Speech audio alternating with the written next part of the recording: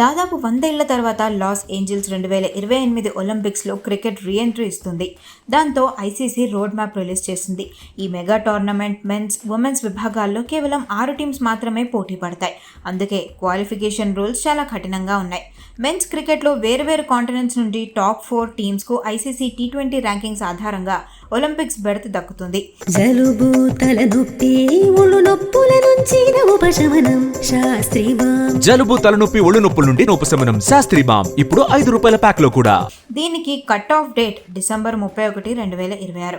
అంటే టీమిండియా డైరెక్ట్గా క్వాలిఫై అవ్వాలంటే 2026 ఎండ్ నాటికి ఆసియా ఖండంలోనే నెంబర్ 1 ప్లేస్లో నిలవాల్సి ఉంటుంది.